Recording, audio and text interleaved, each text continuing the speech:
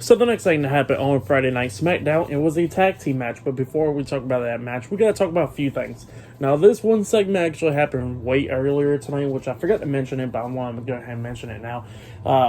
Because all the people that was getting inducted into the Hall of Fame this year will be getting inducted after SmackDown ends for this year's Hall of Fame. So yeah, the Hall of Famers and stuff is all there, Rey Mysterio, all of them. So yeah, apparently the Great Muta is in the locker room. Some guy comes out of the locker room with a green mist in his face. So yeah, that was pretty entertaining right there. But then after that, we see Roman Reigns and Paul Heyman talking. Now, we don't know what they're saying or anything, but they are talking.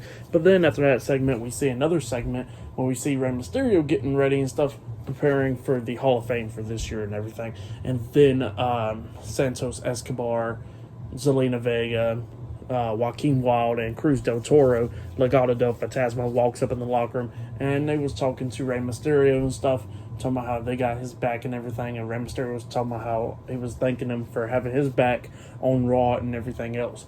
And Rey was like, I got a gift for y'all. He gives them some t-shirts, and come to find out, it was the LWO t-shirts, Latino World Order. So yeah, that t-shirt he gave to him. So yeah, that's what happened there. Pretty good segment though. But then we get to the next match of the night. It was Drew McIntyre and Sheamus versus Ludwig, Kaiser, and Giovanni, Vinci, Imperium in a tag team match. Now, the Intercontinental Champion Gunther is not at ringside, but he was watching this match from backstage on the TV monitor. So yeah, it was a pretty good match. Drew McIntyre and Sheamus butting heads a lot of times in this match and everything. At one point at the very ending, we see McIntyre setting up for the Claymore onto Giovanni Vinci up until Sheamus tags himself in, and then Sheamus and Drew McIntyre got face to face and stuff, complaining. Giovanni Vinci comes up drop kicking Sheamus, which Sheamus falls into McIntyre and knocked McIntyre out the ring. And then after that, the referee was distracted because he's checking on Drew McIntyre, and then we see Kaiser sweeping Sheamus's legs with Vinci hitting the clothesline onto him, hitting the low down or whatever it's called onto Sheamus. He pins him, but Sheamus kicks out at 2.